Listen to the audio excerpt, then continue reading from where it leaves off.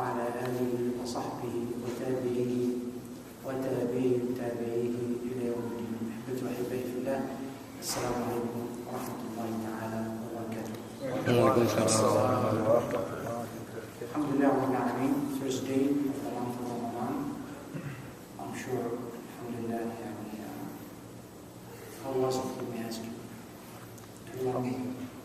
Too hot? I'm sure Allah subhanahu wa ta'ala helps. And with His mercy and guidance, His grace, Alhamdulillah Rabbil Alameen, we can hear and we can do as much as we can.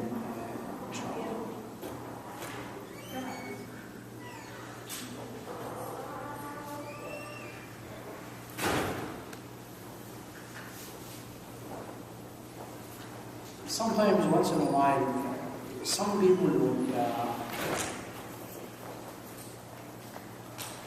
harm you, would hurt you, would cause you uncomfort.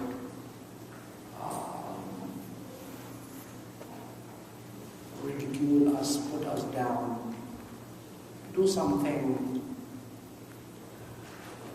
you don't like it.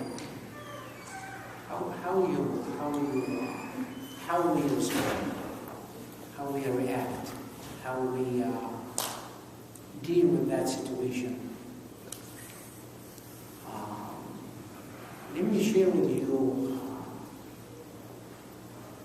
one thing, one situation, or one teaching of Rasulullah sallallahu alaihi wasallam, one of certain about the moral system we should have.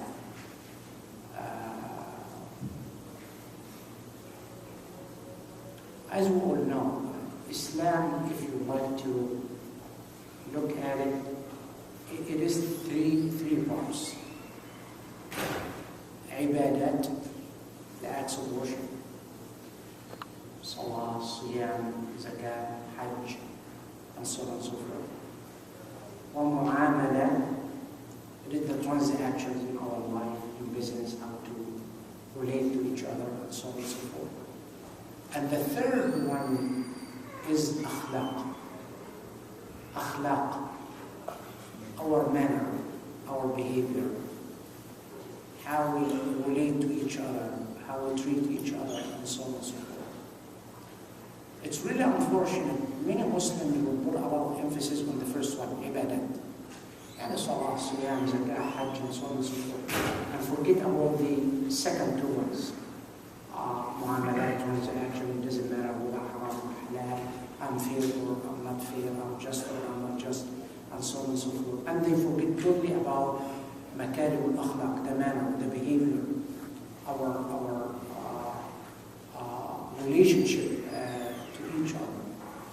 Some would take care of the first two ones, ibadat and muamalat, but when it comes to the third one, no, it is not like. It is an imperative on us during this month of Ramadan to combine the three together. It is the ibadat, siyam, salah, zakat, you name it, and in our daily life and transaction, and put a lot of emphasis in our manner, in our behavior, our akhlaq. That's why Muhammad sallallahu alaihi wasallam, when he said, إنما بعثت لأتمم مكارم الأخلاق. I was sent, Muhammad sallallahu alaihi wasallam is saying, in order to complete the manner, the behavior, the relationship among people, the akhlaq.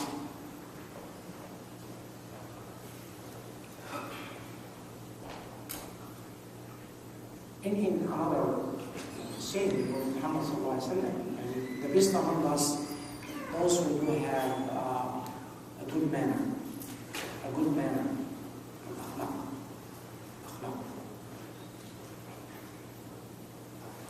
Let me share with you this, when Prophet Muhammad sallallahu alaihi wasallam is teaching us something. لما سرق, and pay enough attention to this very, very small and short blurb. لما سرق أحدهم حذاء الغني قال الغريب: اللهم إن كان محتاجا فبارك له فيما أخذ، وإن لم يكن محتاجا فاجعل هذا آخر ذنب يذنبه. سبحان الله رب العالمين.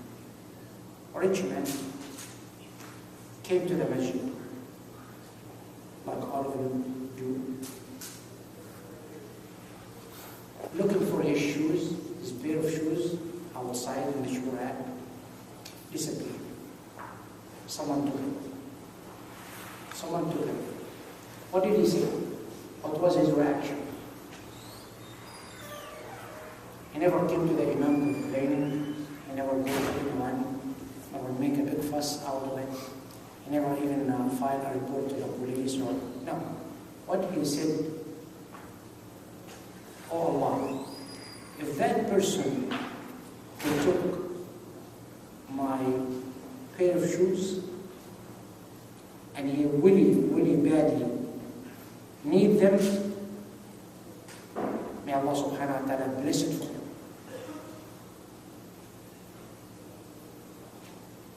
See the manner? See the akhlaq?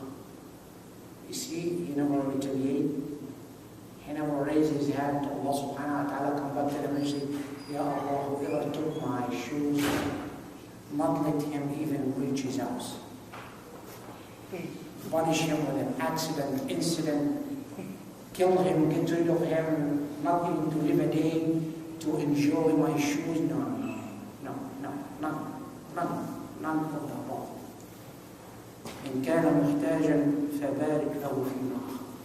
If he's in need for that pair of shoes, may Allah subhanahu wa ta'ala bless it for him. Okay. If he's not in need to this, he does have another one or two pairs of shoes. Ya Allah, make this is the last sin he would commit in his own entire life. You see the situation now? If he's in need, bless it for him. If he's not in need and he's taking this as a stealing or bad behavior or whatever, make this sin the last one he would commit in his whole entire life. This is the manner. This is the behavior. This is how we deal with the situation. Though you do have all rights to complain or to try to get it or to find out or make a big announcement in the masjid, whoever is taking those shoes away, wait for the wrath of Allah subhanahu wa ta'ala, punishment and sin and so on. But for that, man, no. Even when your property has been taken away from you, he needs it, may Allah bless it for him. If he doesn't need it, make it the last sin for him. A lot of people say, this is the time of Muhammad sallallahu alaihi wasallam. It might be one of his companions who did such and such and said such and such and so on and so on. Nowadays, any one of us can do the same. I came to Salah, I came to Taraweeh, I came to Isha, I came to Friday congregation. I went out to look for my shoes. I don't find my shoes. Should I go home barefoot or what? Maybe I can't even afford it. I'm not going to come into this masjid anymore. Because there they are stealing shoes from each other. I read the story, I read it, and it was, as a matter of fact, for social media, maybe some of you have seen it. In Detroit, Michigan, during the winter, severe winter weather of this year, a Muslim brother was riding the bus, go from where he lives to his workplace. And he just looked around Just look, finding a man riding the same bus with him, barefoot, doesn't have foot to wear. Winter time, very cold, very nasty weather.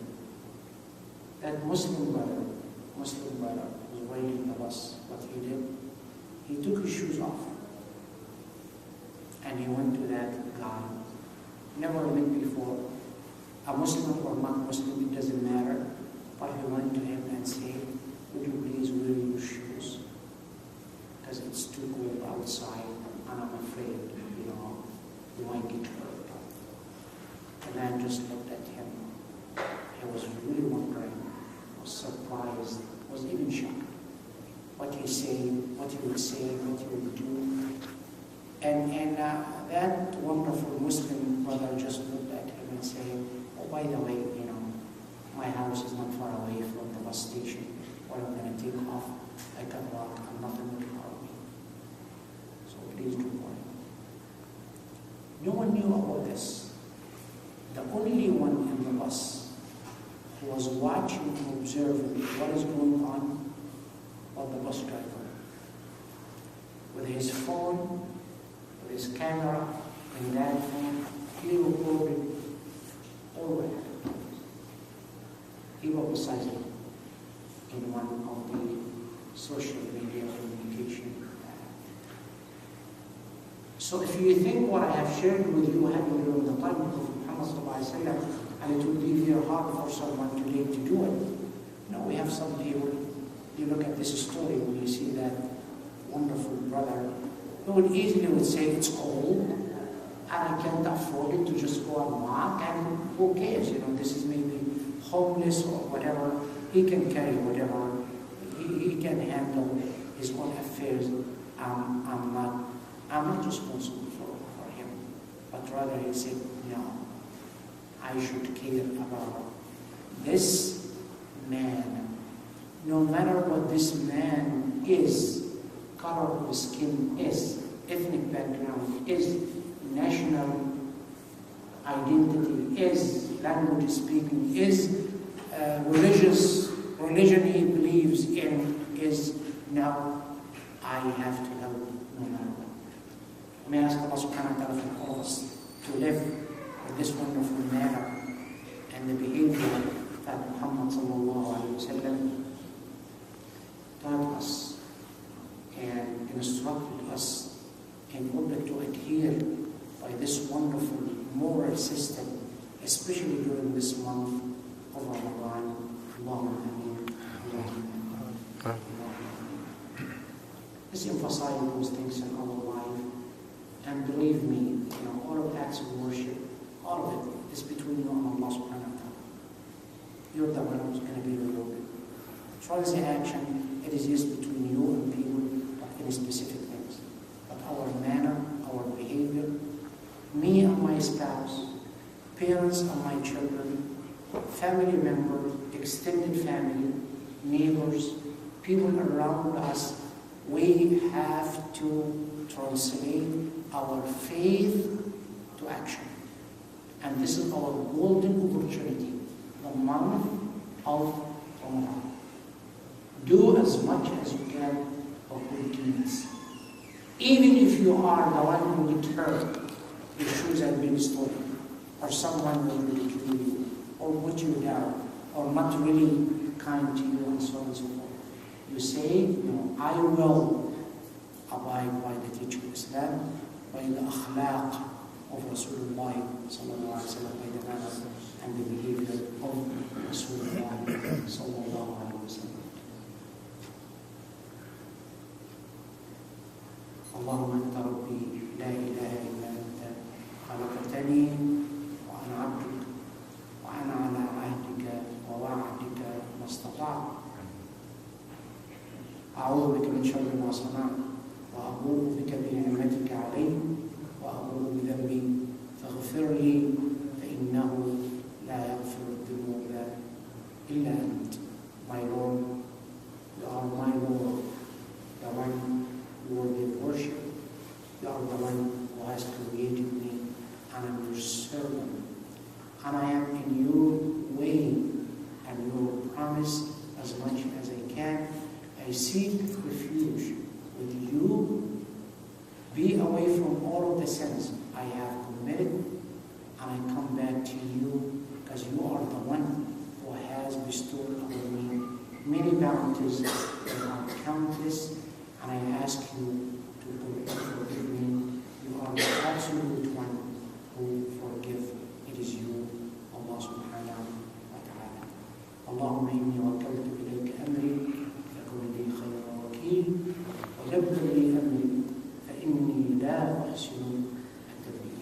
Ya Allah, I have been heavily dependent on you, and I manage my affairs by your help and your guidance and your mercy. You are the one who can help. You are the best planner for me. Plan for me. I cannot do anything by myself except for your mercy, your help, and your grace. Allahumma ameen. Allahumma ameen. وآخر دعوانا أن الحمد لله رب العالمين. السلام عليكم ورحمة الله وبركاته.